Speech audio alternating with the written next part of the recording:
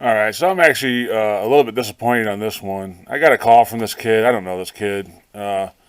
He says, Hoopty, my emergency brake, I had to pull all the way up to make it work. I need you to take a look at this car, yo. That's exactly what he said. He said, yo. So automatically I'm like, oh man, who's this hoser, you know? And he goes, yeah, I'll bring my SRT over Wednesday so you can take a look at it, yo. And he said SRT, I got real excited. I was like, oh, this is, this kid sounds kind of goofy, but he's bringing over a Dodge SRT. That's pretty cool because if you don't know, SRT originally started with Viper. They developed it. They're the ones that developed the Viper, and then they went into the Prowler later on, and the V10 Rams, and now we got the Challengers and the Chargers. So I'm thinking, I know this kid. I can tell by the way he's talking. He don't have no Viper. So I'm thinking, okay, well that's cool. I get to work on like a Challenger or a Charger or something like that. Got pretty excited about that. And anyway, this kid shows up. He's got his hat on backwards. His pants are sagging down. And he's like, yo, I live my life a quarter mile at a time. I need this. I need my emergency brake pads. I need to get this thing fixed, yo, because I do a lot of drifting. I need my emergency brake to be really on point.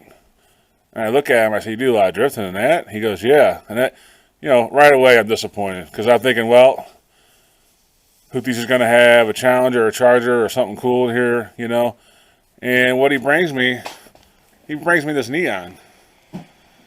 So yeah, this is the neon that they stuck a big old wing on, and they call it SRT4, So I'm pretty disappointed. I'm thinking, this kid ain't going to be drifting no front-wheel drive car with stock emergency brake, and this is kind of stupid, but anyway, job's a job. You got to do it. So we're going to get to work on this neon. I took the wheel off already and took the caliper off. And, that's just two 10 millimeter bolts to hold it on. Pretty common, or pretty straightforward. And then what you do is you pull this rotor off. And that gets down to your brake pads. This is actually your emergency brake. These pads are for your emergency brake only. So we'll kind of go through the process of changing these out. And then we'll get this little neon back on the road. And that's the other thing. I said, so you got a neon? He goes, no, bro. I'm telling you right now, this is not a regular neon. This is not a neon, bro. This doesn't have, you can't find neon anywhere on this car. It's not on the title, bro. I'm telling you, this is a high-performance vehicle, bro. And I'm like, oh, I'm sorry, I didn't know. Not real familiar with these cars. I guess I offended him a little bit because I called it a neon. But yeah, he's like, no, bro. Just like that. This guy, I don't know. These kids nowadays, they get, they watch these Fast and Furious movies and get all silly with these cars. Here I am thinking I'm going to have a Challenger or a Charger or maybe even a Viper or something cool like that. And I get stuck with this neon. So anyway, we'll put some new pads on this and adjust them out. And hopefully his emergency brake will work better when he goes drifting. You like that? Drifting. So, okay, we'll get to work on this. All right, on these I usually like to pull both of these out as one unit. So normally what I do, these are kind of hard to get to, and it's got these long clips, which most of them have a circular. So what I do usually on these is I'll take a screwdriver and you push down. I'm pushing down on that at the end, like that, and then while I'm pushing down on that, I usually take a needle nose and just turn that clip, and that'll release it. That's the easiest way I know to do it, just because this bearing face, this hub face, it covers up most of the brakes. It's hard to get tools in there. And then, most of them have, if it was old school brake pads, they had the circle as a tool for that. But this has these long clips, so the easiest way I found to do these is what I just showed you. Put the screwdriver in, press down on it, and take a needle nose and turn it. The actual pin in here. And that'll release.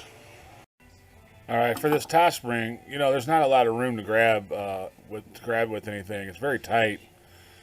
So what I do on these, I just get my screwdriver right in here and pry it out, and usually it'll pop out. Sometimes it'll go flying. You gotta be careful with that. But you know, like I said, this isn't like a normal rear brake job where you got the springs are bigger and they have more area to grab onto. Everything's real tight and compact in here.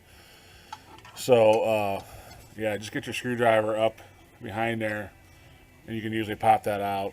And then you can see this one's almost popped out. So we'll move this spring out of the way and then get to the bottom. All right, so you kind of want to pay attention to your orientation. Once you get that top spring out, the rest of it will come off. You know, and this spring goes inward, so you won't, this, you know, this part of the spring here will be facing you. So try to keep the orientation similar. And then here you have your adjuster for the brake pads themselves.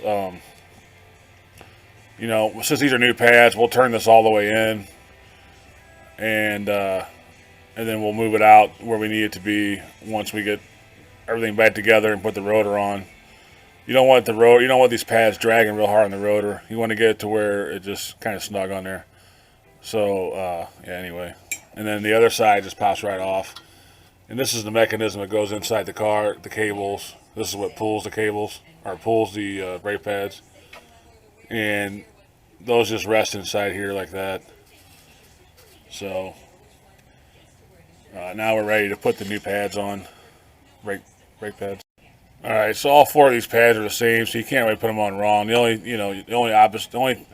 way you can do it wrong is if you had, you know, it turned like this. So just make sure you have it oriented right. This is obviously the top, and then you know, the big hole for the spring is on the bottom. And your star adjuster goes right here. So all four of these are the same, so you can't really put them on wrong. You can put them on, you know, upside down, but as long as you have it oriented right, you're good to go on that. And what I do, I usually put one on, and I'll put it on and put that clip back on. That'll hold the pad up here, and then I'll get the other spring set up on the top and bottom, and the star adjuster and all that before I put this pad on. So that's what I'll do next. All right, so I got the top done. This spring's kind of a challenge here, especially with these new pads, because the holes were too small. Really had to fight that, and I got these in. So now all we have to do is the bottom part, and then we'll adjust that star with the rotor and put it back together. All right, so I ended up just taking the hub off. It makes it easier to get to all this stuff. There's no sense fighting it. So it's just easier to run this hub off, get it out of the way, put it all back. Goes back pretty easy once you do that. So it's all set up. This is where you adjust it. You'll adjust this out to where it starts to be snug on the rotor, and then that should be good. And then we'll put the hub back on, and it's done. All right, on this side, I pulled the hub off right away instead of fighting it. I put these springs on the pads first, and then I put you start on one side, and then just kind of, you have to use some force to bring it up over on this side. So the top's all lined up. I put these in, and then on the bottom what I do is put the spring in first, and then pull back a little bit and get that star adjuster in there. That's the easiest way to get the springs in first, mainly because these springs don't really have any place to grab a hold of. Once you put the springs in the holes, there's absolutely nothing to grab onto on these. So it's easier to put the springs on first instead of trying to put them on afterwards. So you know, and this spring goes inward, so you just put one in on this hole down here, and then you can compress this, bring these two together, and then put the spring in on that side, and then we'll push it back and put the star adjuster in there. All right, so this is how it should look when they're all back together. It's very easy. I turn these down a little bit. It's very easy to get this in. Once you got the spring in, you just pull the one side out a little bit, and it'll slide right in. And then it'll spring back, and it's tight now. Put these in. Like I said before, you put a screwdriver right here, push down on those, take a needle nose, turn it, those come right out. You want to make sure these are seated up here, right here. Make sure they're nice and seated, the spring's in.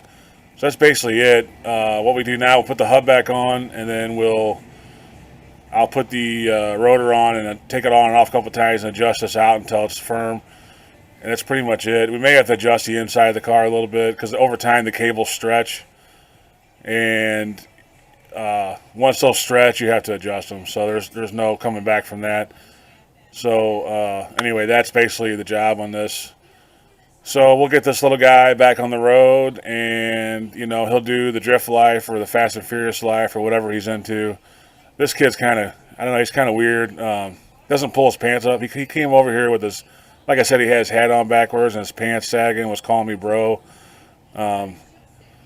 These Fast and Furious kids are kind of goofy. So that's it for a 2004 Neon emergency brake pads or parking brake pads. We'll get this going and get this little drifter back on the road. Just a side note on this. This is where you can adjust your parking brake. You take this little rubber plug out right here, and you get a screwdriver or a star adjuster up in this slot right here. You probably won't be able to see it on the camera, but there's that star adjuster that you put on for the pads is right here. And you just take your screwdriver or your star adjuster tool and put it in there and turn it. And then just rotate your wheel until it starts to get some tension on it. And then that should be about right. So that's just a little, you can adjust these outside the car with the wheel on. So it's just a little note on these for the Neons and SRT4s.